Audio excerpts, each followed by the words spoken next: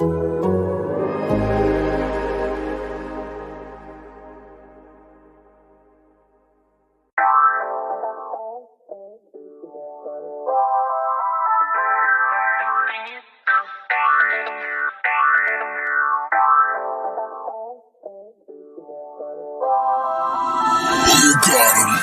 now.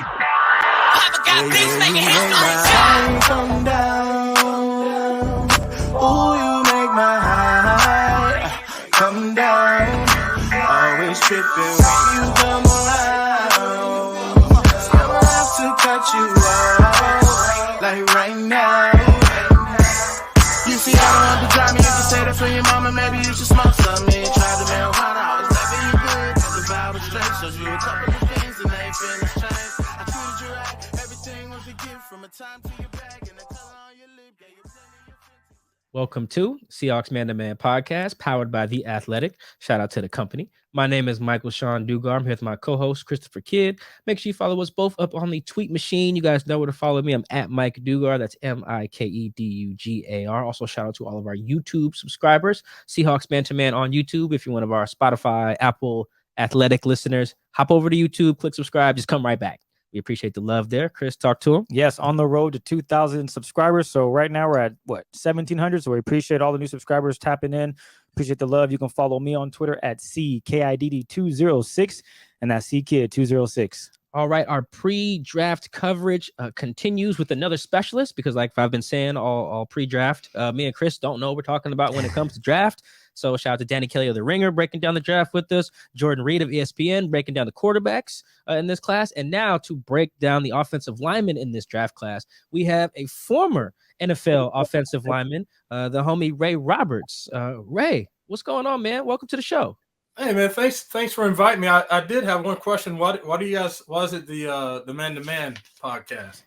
We brainstormed that in 2017 at Starbucks. Yeah, we had a long discussion about what to name the show, and we just came to we wanted something that was like a double entendre, so to speak. So we got two guys talking. Seahawks used to play a decent amount of man, at least cover one. Mostly covered three back then, but you know what I mean. Like that was. Kind of a play on words there. I wish we still had the sheet that we brainstormed, like all the ones that didn't. I don't remember any of them, but it was a bad long list. Man, my brain had gone a different direction because I was like sometimes when you say, "Hey, this is man to man," like that kind of has some aggression to it, and I was just like, "Oh, I wonder if they get down like that on here." You know what I'm saying? Like, they're gonna, I got to be ready to get my verbal battle on. We do have those, but for the most part, like Mike said, we were trying to think of a way just to signify two dudes talking football. How can we signify it and make it cool and fun at the same time, without having like some stern title like whatever else we wrote down? Yeah, I know one of them was like Hawk Talk or something with Seahawks in the name. Stuff like I do remember. This is 2017, so this is a little bit ago, but that's how we came across that. We haven't had, no one's really asked us that. No. The only time we've ever got asked about it was one time this lady emailed me and said our name was basically sexist because it didn't account for all the women that watch football and enjoy it and listen to the podcast. And I had to explain to her the thing, and she still didn't care. So I can't remember her name. I've changed emails since then. I used to work at the Seattle PI, but lady, if you're still listening, thank you. But we're not changing the name. It's it's all good. So for folks, Ray's a member of the Seahawks Radio Network. Used to first round pick of the Seahawks in 1992. I don't know if Ray's gonna make you feel old. Chris and I were both born in 1992. Yeah, Chris and I both turned 30 in July of this year. When I was looking that up, I was like, "Ooh, man." I don't feel old anymore. I just accept old. It's just, I wake up old, I live old, I go to sleep old. That's just what it is. Ray also is part of a Detroit Lions offensive line blocking for Barry Sanders. Man, that is quite the career accomplishment right there. That's just some good time. If you're ever bored in the NFL and you're looking at NFL stuff, people just go click on some Barry Sanders highlights. You'll just get lost in the sauce for about an hour.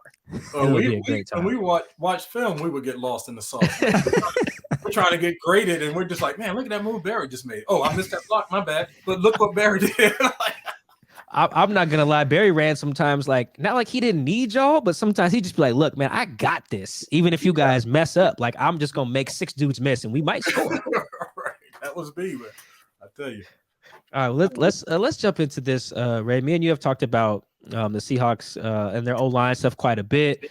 We talk at training camp, when we're watching and stuff like that. And the Seahawks have a really bad rep when it comes to offensive line, whether it's drafting, signing them in free agency. And we're not going to rehash all of those, but like we've gotten to the point where the Seahawks, they usually grade poorly in offensive line play. The draft picks have been a lot of misses instead of hits. Just in terms of just drafting specifically, though, what would you say has been their biggest misstep in that regard? I think their biggest misstep is that they've tried to find too many utility dudes. And that's a way to save money. If you have a guy that can play guard and center or guard and tackle, and so you have an opportunity for that guy to fill 2 spots, like Jamarco Jones, for an example. I think Jamarco is a very good football player. I think he could be a starter in the league if someone just finds a place for him and lets him play that spot. And I think over the course of the years, Seattle has gone that route. And you're just at a point now where, and this is what the language I've used before, is that we need dudes that have PhDs in doing what they do. Like we need a guy that plays tackle who has a PhD in playing tackle. We need a dude that plays center has a PhD that plays center. And that's how we need to work it across the board. When I played, a guy that could play multiple positions was always a backup dude. It was never a dude you would expect to be a starter, but it was a guy that his value to the roster was that if somebody went down, he could step in and play for a couple games or whatever and hold the spot down. But those weren't the dudes you were looking to be starters. And I think the Seahawks have kind of gone this route, whether through the draft, where they're trying to find dudes that if he doesn't work out at tackle, we can put him at guard. If he doesn't work out at guard, we can put him at center.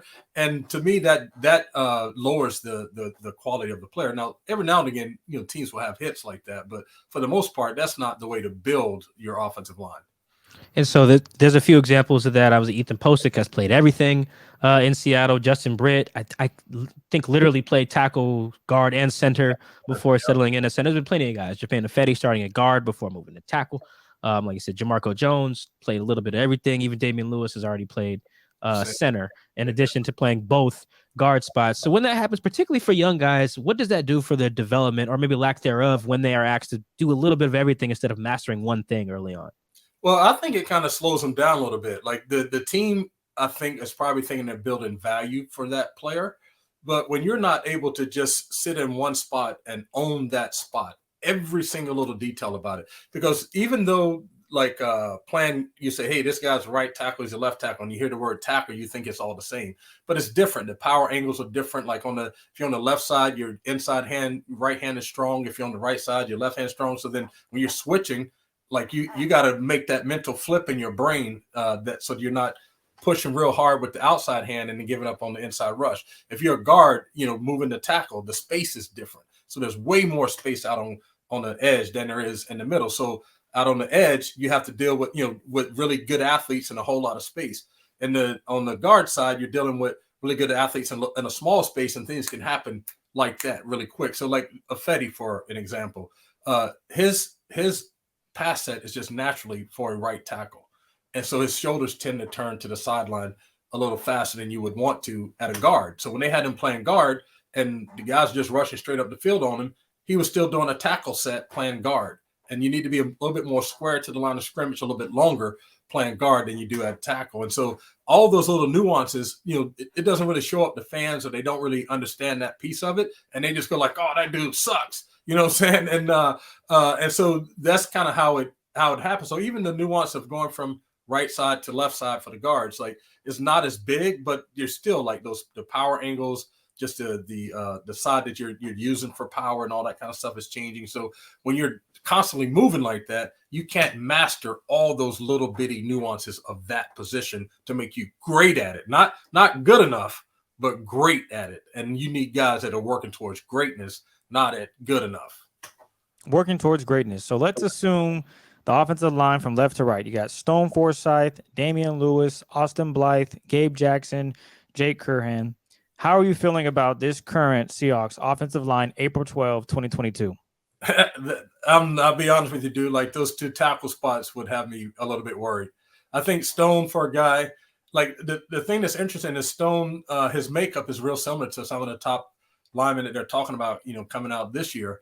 But there's something about, to me, sometimes you can be too big and too tall, and you just naturally you give up some athleticism and you give up leverage to the smaller guys. So if someone's really tight and close and he can get his hands on them, then that's one thing. But when they put him out in space, I think you can expose some of that stuff for a guy like Stone. And then for Jake on the other side, Jake is just limited athletically. And I just think the longer you go and the more time people get to study him, I think they can find ways to expose his lack of athletic ability. Now, you're not going to – his determination and his drive and his desire to finish every block, like that stuff is great. It's awesome for Jake. But I just don't know. I don't know if that's a long-term solution for right tackle. Now, Brandon Shell is still out there floating around. Did you feel that he would, I mean, outside the injuries, did you feel that he was a respectable right tackle to get the job done from what you've seen? I thought he was, yeah. I think the injuries stunted his growth, though. Like the first year that he was here, obviously he did some good stuff, but then he was injured and sometimes he didn't look so great. And then the next year, he was hurt and training camp was hurt. So you just can't expand on the foundations you've already created. And so that just kind of just put the brakes on his ability to get better in this offense, because he had actually played better than I thought he was going to play when they signed him. And so I think he just really missed out on an opportunity to get better because of the injuries. And we played with this dude in Seattle named Grant Fiesel. And he used to say, "Ray, can't make the club in the tub." And so he was in the tub a lot, bro. I like that. So you just can't it is that part of it. It's some of it you can't control, but you just can't. That's not a guy you can rely on right now. Yeah, that's unfortunate, because I do remember the rap around him joining the Seahawks was, yeah, he's not all that good. And then he surprised a lot of people. And to your point, in that cold tub trying to get healthy again, that became an issue. And unfortunately, it's been an issue. Yeah, I want to look. Well, I was just going to say, to me, he was one of those dudes that had played enough football that if you got him in the right situation with the right coaching, that he could have a solid career. And that's what after the first few games, that's what I expected of him. But then, like you said, the injuries and things just caught up to him. Well, I do want to go look at someone that's going to be 37 if he does return to the Seahawks, and that's Duane Brown. From what you saw last season, what are your thoughts on bringing him back for this season if the Seahawks can find a way contract-wise to get him back on the field? I think it would be if I was the Seahawks, I would try to bring him back, obviously at the right number. You can't pay him like he's a top flight tackle anymore, just because they need some of that veteran stuff in that room, and then whoever the tackles are going to be, or if they pick up a tackle in the draft, they can learn a lot from this dude. This dude is one of the best to ever do it. And so just having that experience. Now with his ability though, I think it really hurt him missing all those training camp days where he wasn't getting any action, missed all the preseason games, and then tried to meld into an offensive line that was kind of on again, off again during the preseason and stuff. And I think his age had caught up to him a little bit. I don't know if he was at the place where Duane Brown would normally be to start a season, just physically. And so you could see that early in the season. So there were some miscommunication things, but there's also some stuff where you just never see happen to Duane Brown, like where he just got pushed back to the quarterback. Or I can remember I think it was Griffin from Minnesota beat him with a spin move to the inside and stuff like that. Like you don't normally see Duane getting beaten by stuff like that. Usually Duane, will get beaten if it's like someone runs a game or it's a blitz, or he's late to picking up someone on a stunt or something like that. Not just someone one-on-one beating Duane Brown. And I think early in the season he had given up like 6 sacks or something like that. I don't know if he's given up 6 or 7 sacks in his life. You know what I'm saying? So in the first half of the season, he had given up 6 or 7 sacks. And so you can say it was communication, or it's because he's playing next to a young dude or whatever. But that dude is a beast, bro. And he's played a lot of football. You don't expect him to give up 6 or 7 sacks. So, but I think if they brought him back, got him into camp, not that he has to take every rep in practice and every rep in the preseason, but that joker needs to take some reps so he can get himself primed. Like we were just having this conversation about, me being old. Well, man, you got to get up and shake off some of that rust and get some oil in the joints and all that kind of stuff to get the day going. And Duane needs to do the same. Yeah, no, I think Duane, gave up like 8 sacks last year, which is the most since his rookie year. His rookie year was in like 2008 or something like that. And yeah, most of those sacks were given up in those first like 7 games. I remember going into week 10 against Green Bay. He was just like, look, I haven't been I need to be better. Yeah. I haven't been up to my standard. And I think he was better after that. Maybe that did just come with reps, a bunch of things. So the Seahawks are obviously in need of, some offensive linemen in this draft. But before we get into specific guys, I want to know, like, you turn on the tape of an O-line prospect. Let's just go with just tackles. So that's kind of really what they need the most. You're looking at college tackles. What are the main traits that you're looking for?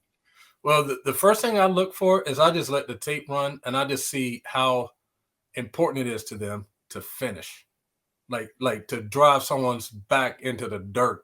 And if you can get up and get another one, get up and get another one. A guy that kind of like in pass protection, if they're uncovered, if they're looking for work, or they're just going to sit there and just say like, hey, I'm going to get a plus for this play and just kind of hang out in this space right here. So that's the very first thing I look for, because that to me is a mentality. Like that's something that can't be coached. You either are that dude or you're not.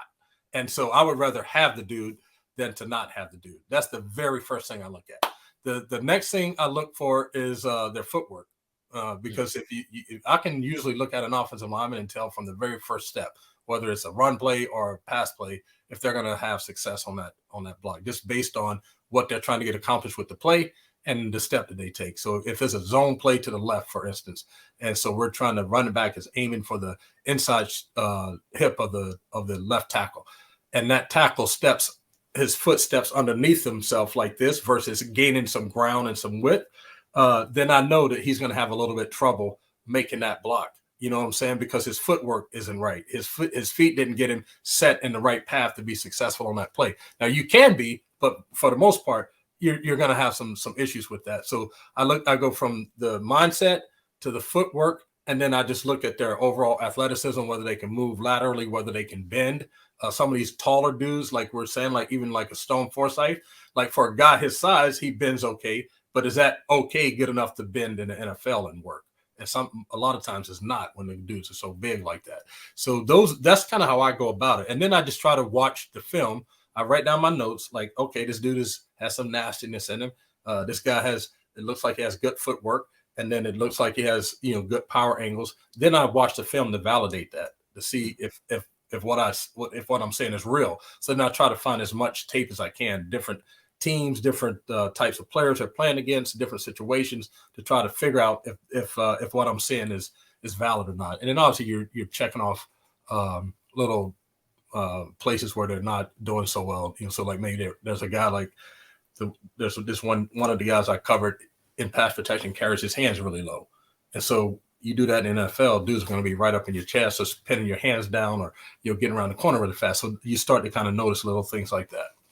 So the college games are obviously very different than the pro game in a lot of ways, a lot of spread stuff. Like, what are some of maybe the techniques that work for college guys, like a friend, maybe even an elite college guy that like, hey, when you try some of that stuff in the pros, dude, you'll be in the cold tub here.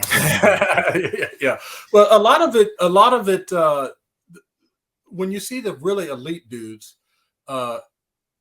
they can get away with so much because they're way much better than the dudes they're playing against. So sometimes a dude is just big and he can just big a dude. Like, I'm bigger than you. I'm putting all this on you. Nothing you can do about it. And that doesn't always play in the NFL because dudes are so big and strong and they don't just stand in one place. They're moving all the time. You think about trying to block an Aaron Donald or somebody like that. He's not going to sit in one space like a lot of college players do, and they're just waiting for you to come and drive them into the dirt. So sometimes that evaluation is a little bit harder. Or like for Damian Lewis, like when I watched Damian Lewis, the first thing I was said is this dude's going to get a lot of holding calls because he was stronger than most of the dudes he played against, and he would just grab him, throw him to the ground.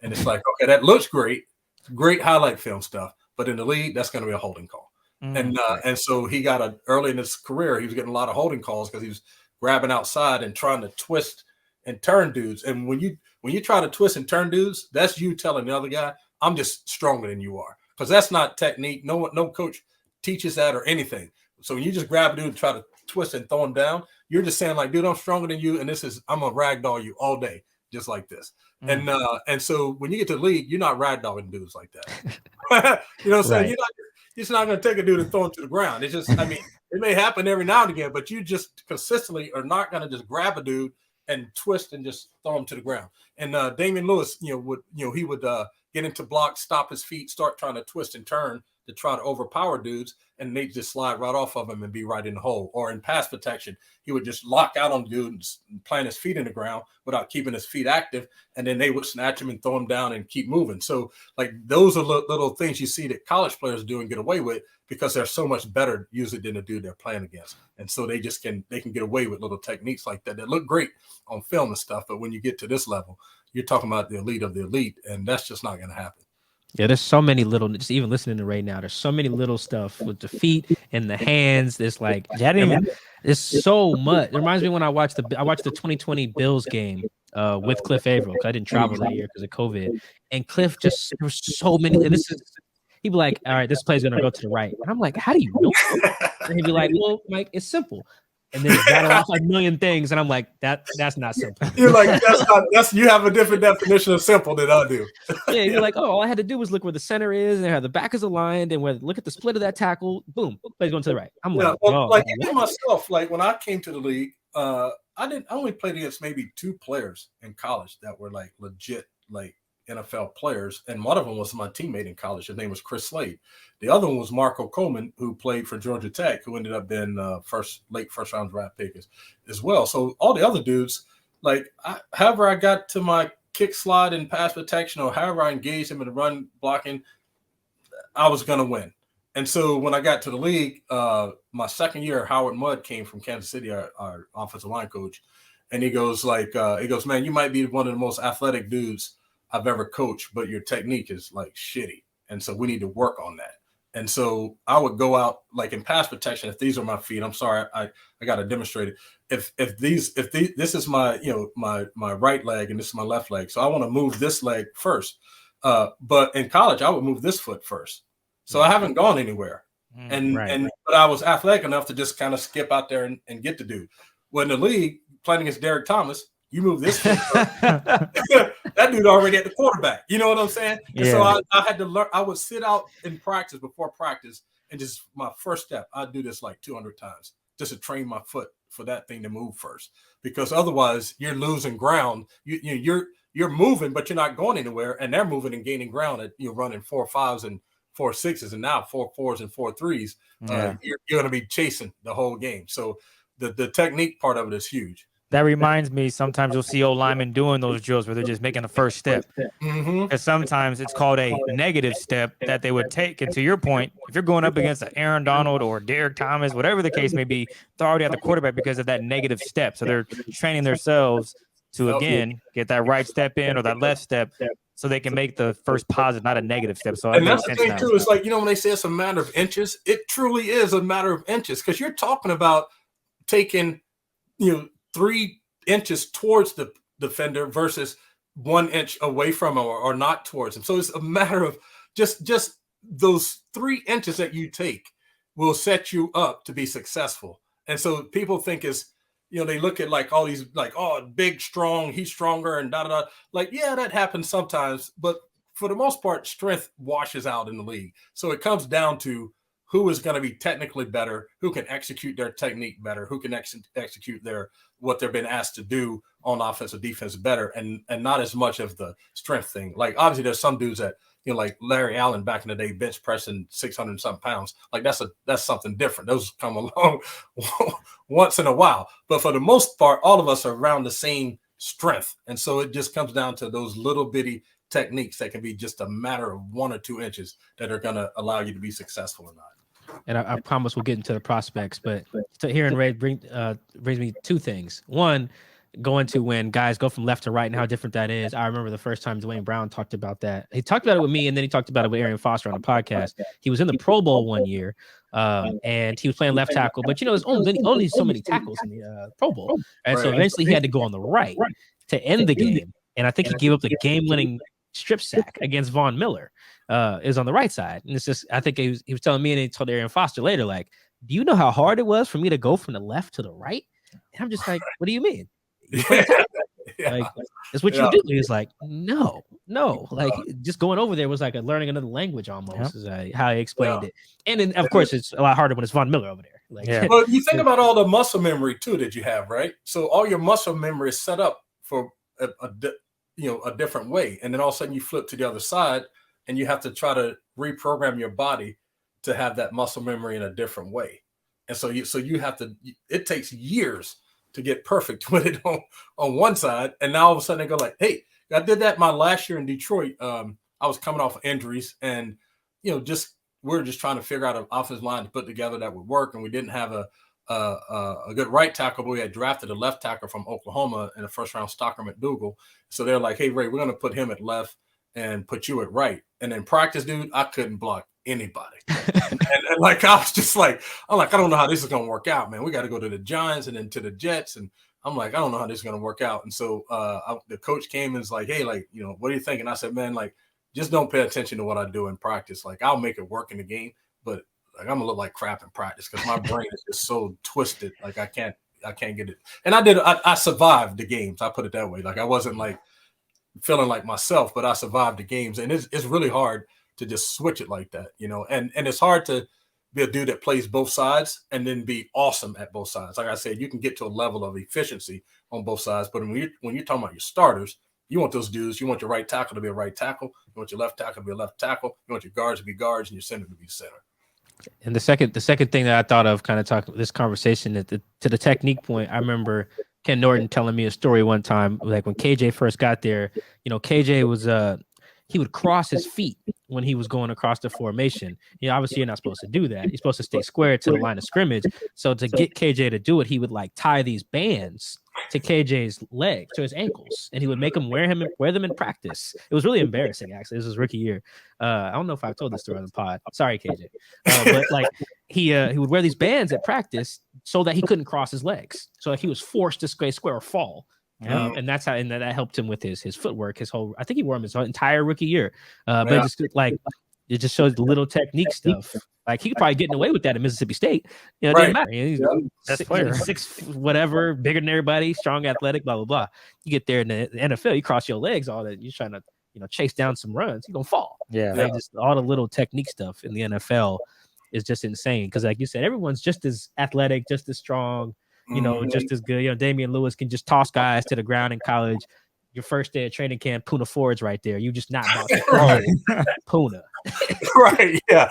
And then, sometimes too, the age difference in college, you could be a fifth-year senior playing against a first or second-year player. So they're not just maturity-wise, you can just dominate them. But in the league, you're talking about grown men. Like Puna may not be the tallest dude in the world, but that joker is all man. You know what I'm saying? And so and you have to deal with that. So you're just not going to throw a dude to the ground. Every now and again, you might get away with it, but no, that's just not going to happen. All right, so we're talking a lot about O-line here. I ask you this, Ray: does it make sense for the Seahawks to lock in on number 9? We're going to take the best O-line prospect on the board. If one of those O-linemen is Ikem Ekwonu from NC State or Neal from Alabama, if it's one of those other dudes, I think it's a stretch to take off the offensive lineman at number 9. I would rather see them as a defensive back or edge rusher. I would rather see them go that route at that spot. And I have a feeling those two dudes will be gone. Yeah, that's kind of the consensus there, is that Ikem will be gone. I mean, there was some Vegas odds on like Ikem being the first pick there for a little bit. I think that changed after Jacksonville paid Cam Robinson. That changed that a little bit.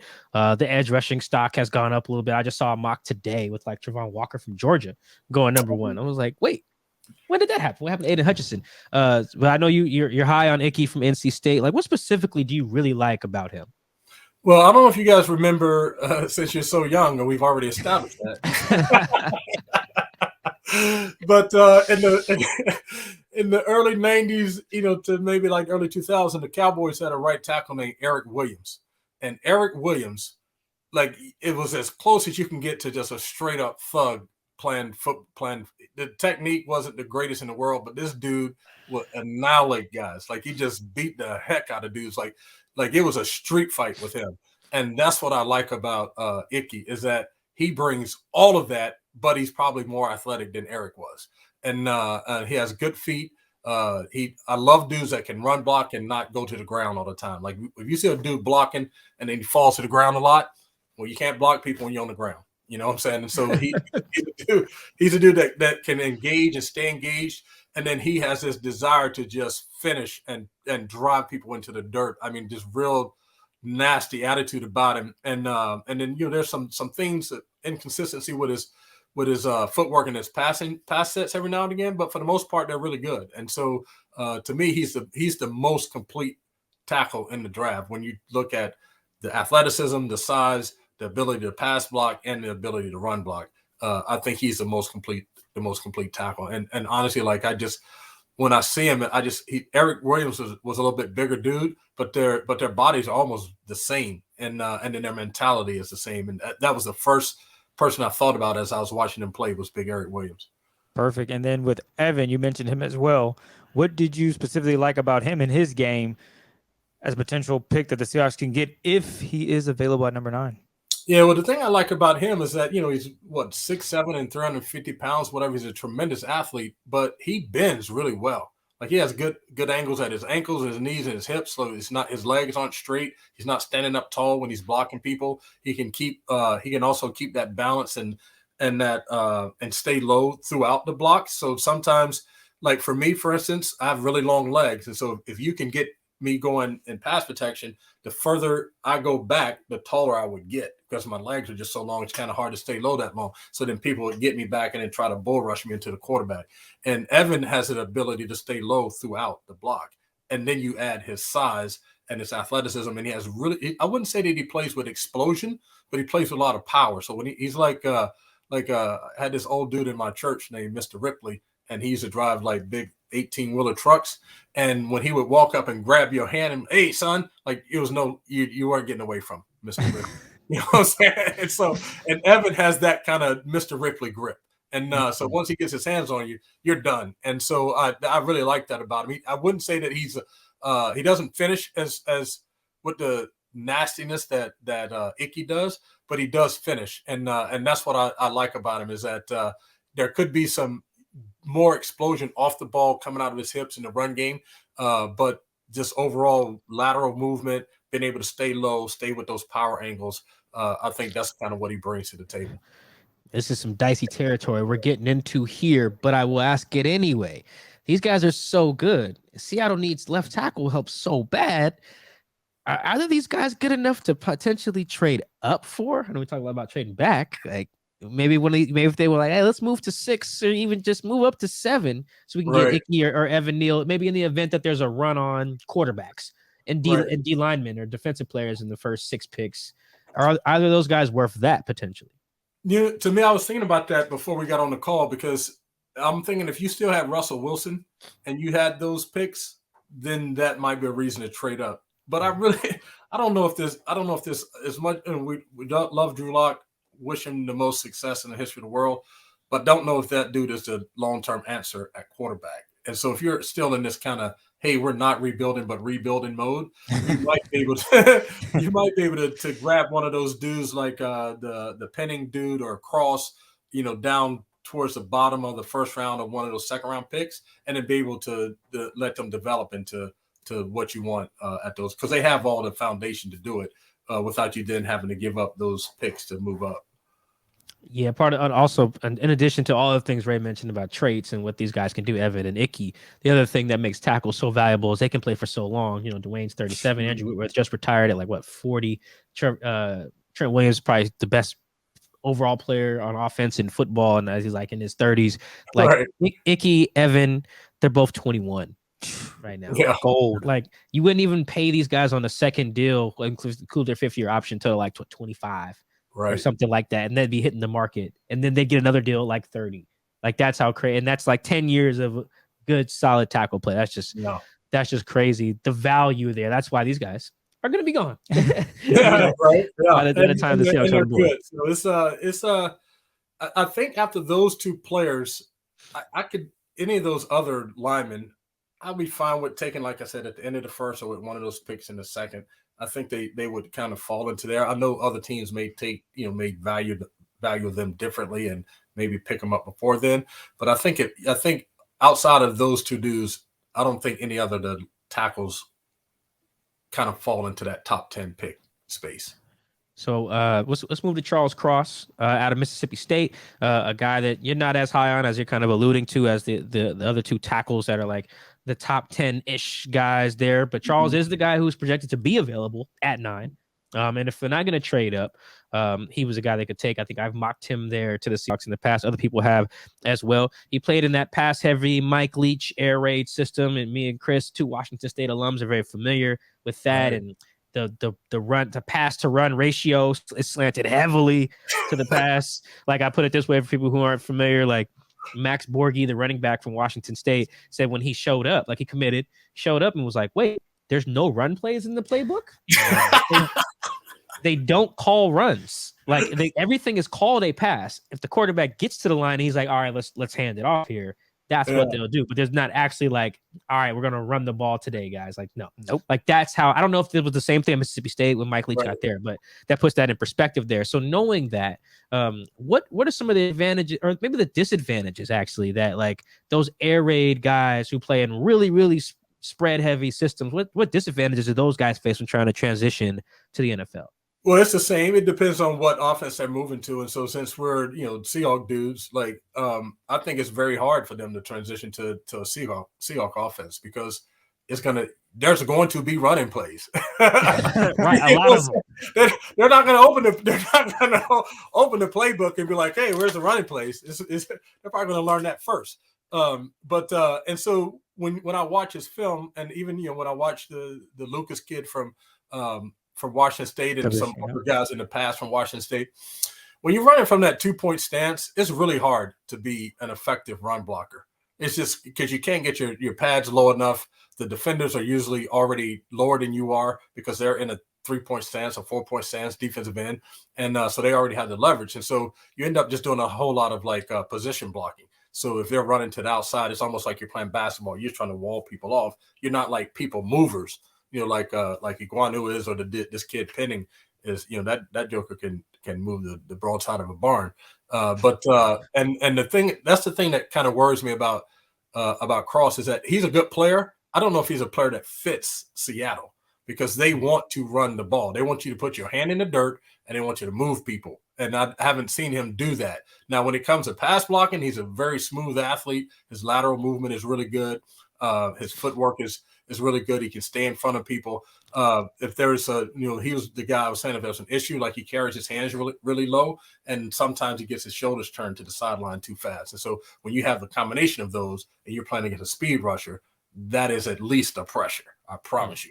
Because those dudes would drive right through the soft shoulder and get pressure on the quarterback. So those are some of the things that I think he would have to. He's more of a technician and less of a power. He doesn't play with a whole lot of bad intentions. I put it that way. But he does get to where he's supposed to go. He gets in front of the person he's supposed to block. He does well in pass protection. He's a willing run blocker. I just don't know if he might be the best tackle available at 9. I think it's a stretch, and I don't know that his ability fits what they want to do here in Seattle. So it could be just a mismatch if you drafted him, and so he might be better suited for one of the teams that just that's going to throw it much more, like the Cincinnati Bengals or someone like that. That is just going to drop back and just be more throwing the ball than the Seahawks are. Because I don't know, it may take him a while to learn what to give them in the run game. You mentioned Abe Lucas and coming from the air raid as Cross did as well. How challenging is it to get a guy that comes from that type of system to try to not even buy in, but play a way where we do run the football in the NFL? We're not one-sided. And I'm sure you're in the locker room where you might have seen that firsthand, but how difficult is that? The hard part, honestly, and this is like this inches thing, is that it's like when the NFL, when the college teams are already doing all the spread stuff and taking 80% of the snaps from the shotgun and all this stuff. And then when those quarterbacks would come to the league and have to get under the center, then they're like, oh man, like he's been in the shotgun so long, he doesn't know how to take center snaps. He doesn't know it just takes a while to train your body to do that when you haven't done it. So if you're an offensive lineman, you've been in a 2-point stance, and most of the run plays in those spread offenses, they're not power running plays. They're more like glorified draw plays. And so you're just trying to position yourself to wall a guy off. You're not trying to move someone. And so in this offense, it's a 3 and 4 tight ends, and they're trying to move people, and they're pulling and trapping and all those kinds of things. And so I think it would be a transition for him to learn to play like that. And then you have to develop a mentality that, like I said, that, you're just going to be a meat eater, man, and you're going to stick your face in the fan and be able to, to deal with that and have the power to drive through it. So then you have to retrain all that muscle memory, how you're coming out of your stance. Because you think about it, you're basically standing up and then trying to get low to go block someone. So you're losing all the power. But where in your 3-point stance, your power is more horizontal and then vertical versus being vertical and then trying to come down. So you have to kind of retrain some of that. So I think it can be difficult. I think it can be a difficult transition to where you just hope that they become efficient at run blocking, but they're never probably going to be great at run blocking. Yeah, because that was kind of the thing with Stone Forsythe last year as well too. Like Florida was like, I don't necessarily, they said they were an air raid team over there in Florida when Stone was there, but they definitely weren't running the ball.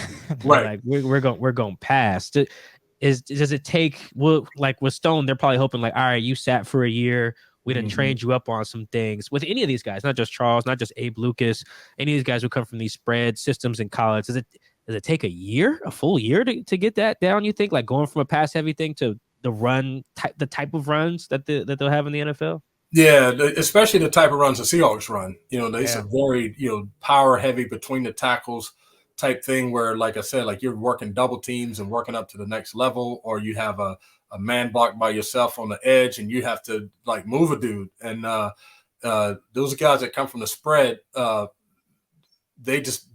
just not what they do. That's not what they've been asked to do. They've been there for 4 years, however long they started.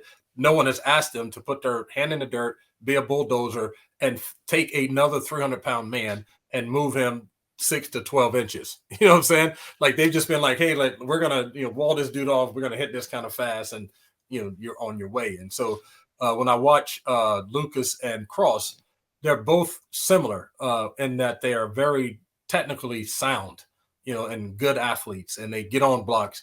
They don't sustain blocks as much as Penning and Cross and Neal and Ekwonu do, but they get to their guy and they get on them, and they're big enough to cover them up that you can run past them or whatever. But like I said, that's college talent. That's not an NFL dude that's ripping and gripping and trying to get off the block and all that kind of stuff. And so I think it could take maybe a good year in a training camp to try to get your mindset, and just repping it over and over and over and over and over, and not giving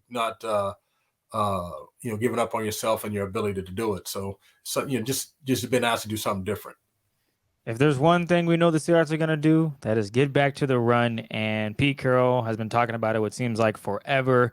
Trevor Penning out of Northern Iowa, is he someone that can check all the boxes to get this running game back to where Pete envisions it being, regardless of who the quarterback is? Because Pete thinks, he can grab Mike and I, as long as we can hand the ball off and not throw interceptions, we can win. Yeah, the thing I like about Trevor, man, is like when you see a dude that the minute you see him play, you go like, I wish I could fight that dude. Like that is Trevor. Like it's like I don't know this dude from Adam. But the very first play, I was like, dude, I would punch this dude right in the face. Like I just want to fight him right from the very beginning, because he pulls that out of you. Like he's a jerk, a lot of the times, and he's a big dude, and a lot of those dudes couldn't do anything about it, and he was just driving dudes into the dirt. And the thing that and that's what I love. Like of all of the tackles, he is the one that had the absolute most just nastiness to him. Like I talked to the offensive line at UVA quite a bit, and the one phrase that I always use is low hard, mean, and nasty, and double up on the nasty. This dude has like quadrupled up on the nasty, and I love it, because I was just like, but like as soon as I watched the film, my hands were like, okay, here we go. Like, I'm to the screen and hit this dude. And so that's what I love about him, man. And he is unapologetically that. Like when you watch him at the film that he had at the Senior Bowl, he's just throwing dudes around and like laying down on them, pushing on them, like all that kind of stuff. I love that. He's the one dude though that the way he kind of grabs dudes and throws them down, those will be holding calls in the NFL. Like even in his pass protection, like guys are about to go around the corner and he would just take them and sling them down, and that flag would come out right away. He seems more right tackle than left tackle. He's a little bit stiff and he plays a little bit tall. You know, he's 6'7" or whatever it is. He plays a little bit tall. But his aggression and stuff like that, I feel like he's more suited for a right tackle than a left tackle. I don't know if his feet are he has good feet for a guy that big, but like we said before, is that good enough to survive in the NFL? I played with a dude in Detroit, Aaron Gibson from Wisconsin, who was a first-round draft pick and was legitimately 400 pounds.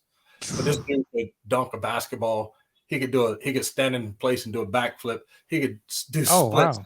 This dude was like unbelievably athletic, but it wasn't enough of an athlete to play out on the edge of where he had been playing in college. You know what I'm saying? So eventually they moved into the inside and tried to play him at guard, and injuries kind of got in his way. But so people will say like, man, he moves great for a big dude. And it's like, yeah, but is that moving great good enough to survive in the NFL? And I don't know that Penning is a dude that you can put on at the left tackle spot in the league with some of these elite rushers, and he's gonna do okay. I think he would be better on the right side. And then most teams are right-handed, so they tend to run the ball to the right more. So then you get more value out of him on the right side as a run blocker.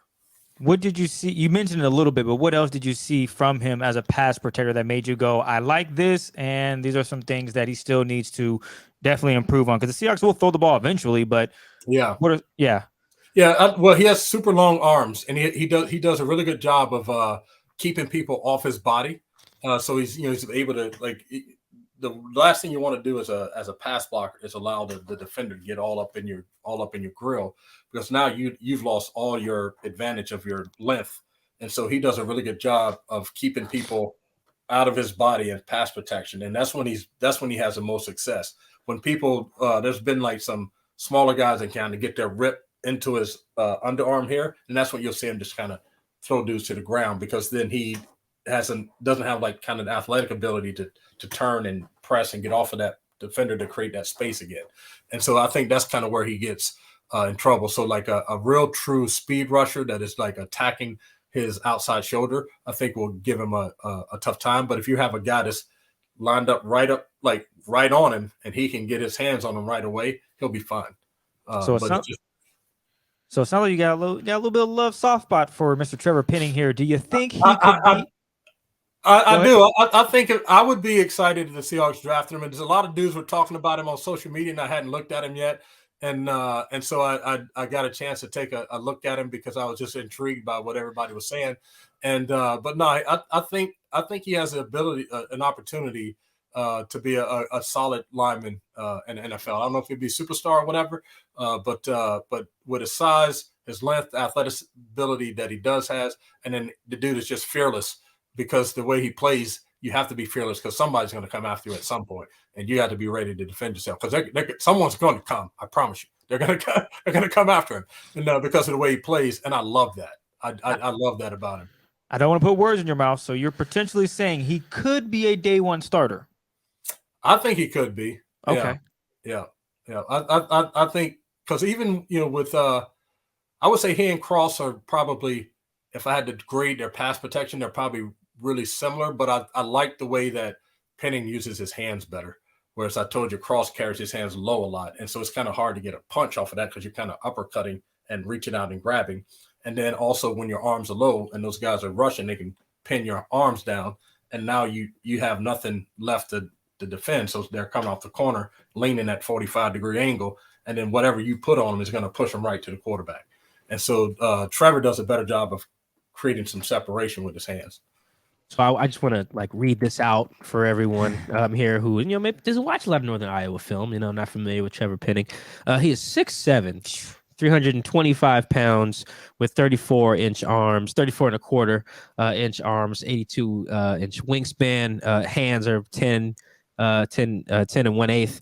I'm not fighting that dude, Ray. I don't know. Like I wanted to jump in that right away here. Like I am not. That's not.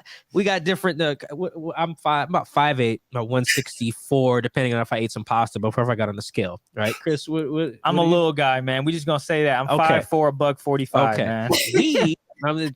People who are not watching, I'm pointing at me and Chris. We don't see 6'7" dudes and think I could take him. I'm not even sure. Me and Chris is taking him together. Like, not sure. We are not. I mean, holding on to one leg. Yes, like, we have no shot. I'll pass. That's true. We probably end up looking like what's his name, the commentator, Jeff Van Gundy. Oh yeah, when he was hanging on to the dude ankles.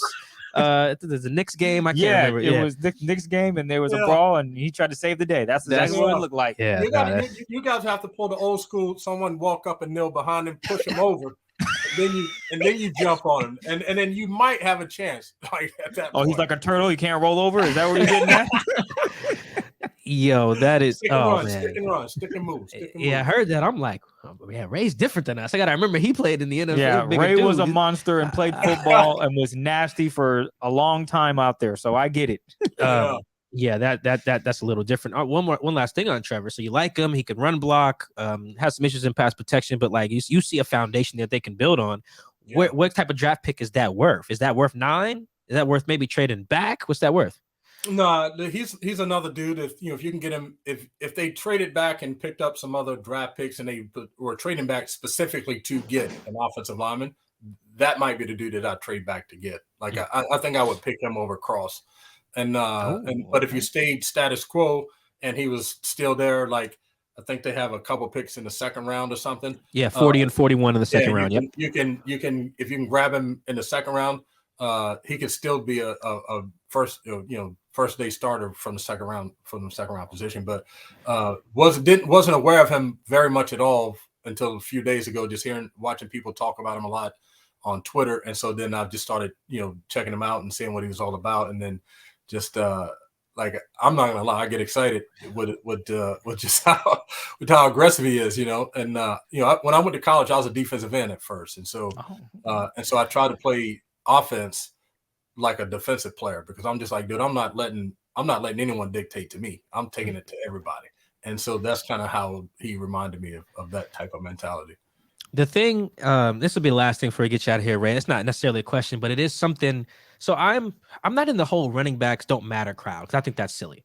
Right. Like I think that's too far on the one end of the spectrum. But I do think like in terms of positional value, the injury risk at that position, the efficiency of the passing game with the new rules, like there is something to devalue the position just because. I mean, look at the salary cap. I mean, look at the franchise tag numbers. So the running backs are the lowest, right? Look at the average annual salary of running backs. It's the lowest. It's them and kickers and punters, right? And fullbacks. There's a reason for that. Like the NFL kind of agrees there.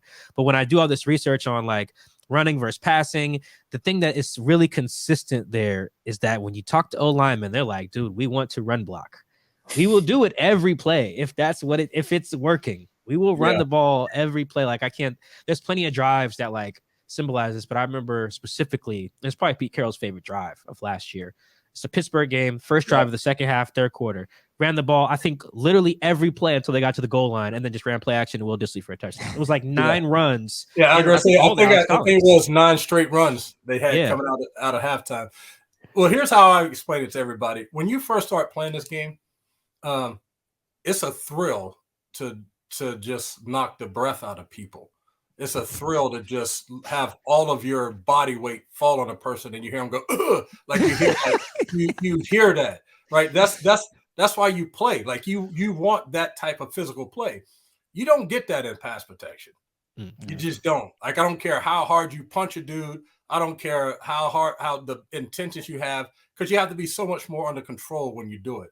With run blocking, you get to impose your will on another grown ass man. And it happens.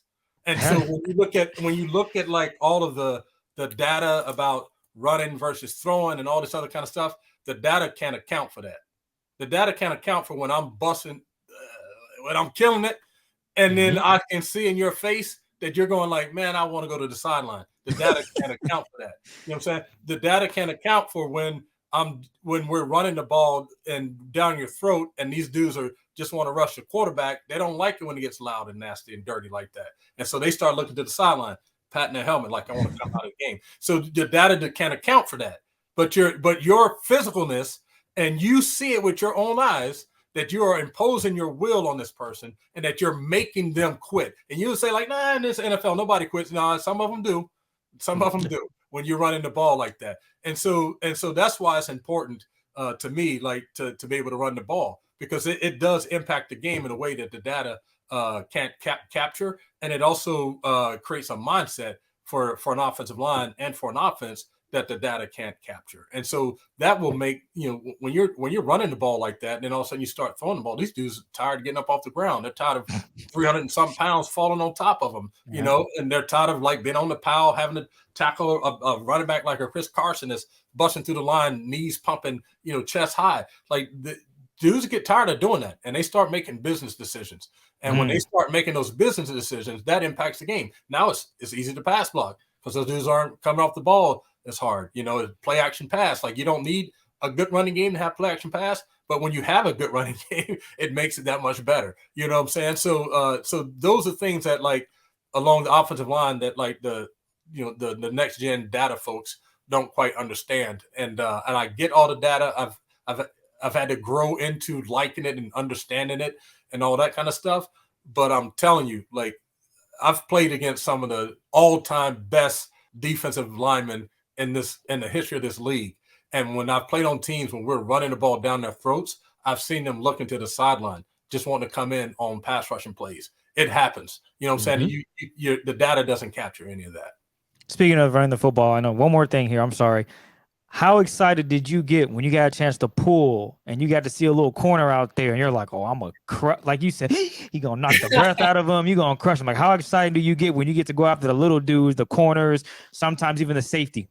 Yeah, well, I mean, obviously that was like one of my calling cards coming into the league is for, a guy that was 6'6", 305 pounds. I could pull and run and block on the run really well. And so we did a lot of that here in Seattle when we had Chris Warren. So we ran like a true counter where you pull in the guard and the tackle. And so you get to come around that corner, man, and you're just looking for the ear hole of the opposite color.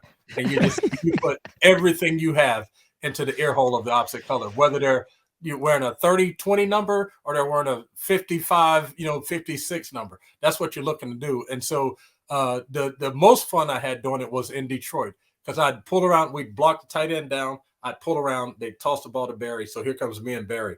And the thing that was interesting is, Barry's like all over the place. And so the DBs are like, and then boom, and then they're, and so you can see their eyes are like this big because they're like, well, here comes this big brother about to hit me. And I have to figure out where Barry is. And it was like a beautiful thing. I loved it. It was like one of my favorite plays. And I love it just, the way Barry was set it up, it just made it really easy to annihilate dudes. And so I love that was one of the favorite when I had to go interview with teams and they would tell me to draw up a play that I like, I always drew up the counter because I wanted to be able to pull and run. Yeah, I need to find a story on it. Maybe just a separate podcast series we do. Just the ego associated with running the ball. Like there is something to that. I think that another thing, I don't think it should be overstated. Like I think Brandon Staley has found a good balance when you hear him talk about the Chargers head coach. Mm-hmm. But there is something, I think that's a lot of it. It's like, I just want to kick a dude's ass today. So we're going to run power. Exactly. And I'm going to run it again and again. Oh, now we're on the goal line. So let's run it again. Like I coached high school football at Interlake High School over in Bellevue. And our rival was Sammamish, which is right down the road. And they called it the Crossroads Cup. And Luke Hewitt was our head coach. So he's the youngest of the Hewitt brothers. And so we were one of the first teams to bring all that spread stuff to football here because Luke just wanted to throw it all over the yard.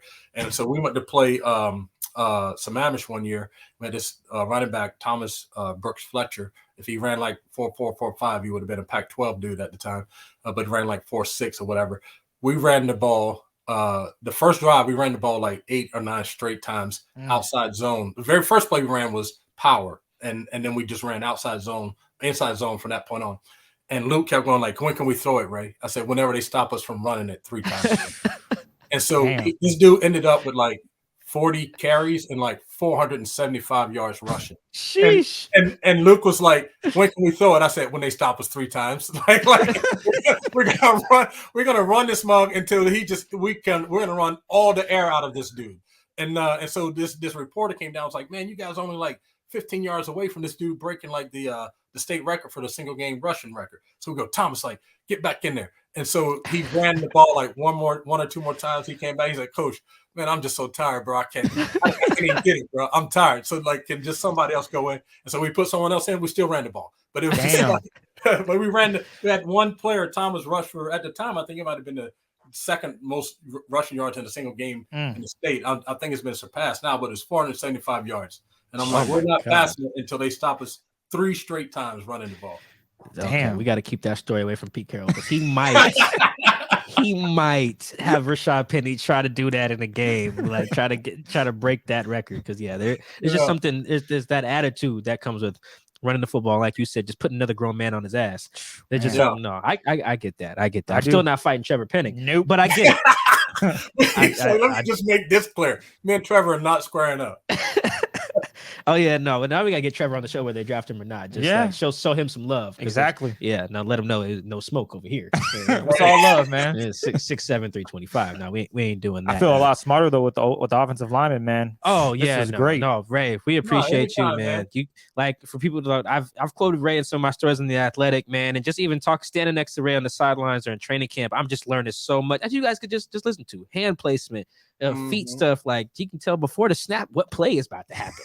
That is like when you talk to guys who played in the league, I don't want to devalue what Tony Romo does, but you see why it's so easy for him to do that on CBS because when you play, there are so many tells with to the naked eye. You just don't recognize. So, but the thing I appreciate, Mike, is that you have a willingness to understand offensive line play because there's a lot of people that don't, and they think they know what they're talking about, and it's really hard sometimes to just bite your tongue because. I don't know if you noticed, I like to argue and debate. And so I'll jump in like, you know, you and I have debated things and it's not a personal thing with me. There's an article where my dad said that dude will argue with a stop sign. I just like doing it. I can show you a photo. I sent this to G. Scott one time. My dad was being interviewed about me getting drafted and stuff. And they asked him like, well, what is one thing about Ray that most people don't know? And he goes, that dude will take the other side of any argument. He will argue with a stop sign. That's it. That was an exact quote. Oh, that's funny. So I love doing it. But there's so many people that think they know offensive line play and they just don't. They think it's a scheme or a system or it's breaking down because of one dude is stronger than the other dude. And yeah, that happens sometimes, but most of the time it's hands and feet, bro. If you don't have good hands and good feet, you can't play offensive line in the NFL. It's just that simple. Oh, Ray, we appreciate you, ladies and gentlemen. That's Ray Roberts, man. Breaking down O-line stuff. Does a great job. Go to Ray for a lot of O-line questions where I'm just asking anything. You know, what do you think about this guy? How do I tell split zone from outside zone and duo and just all of these just schematic things? It's just like Ray said, I'm trying to learn and then bring that to you guys. I'm glad we got Ray to make his first appearance on the show. Yes. Can't be your last appearance. Yes. Yeah. I love all that the voice that you bring to it, Mike. You know, obviously this is my first time meeting you, Christopher, but following you on the social media stuff, Mike, and just just your perspective and your what you bring to it is a little bit different than other people. Just you're unapologetically who you are, and I can respect that. Even if there's you can, it's okay. Like this is a different topic, but I tell G. Scott this all the time. It's okay for brothers to disagree and still be boys. It's like there's so much in our society and stuff that want us to disagree and hate each other.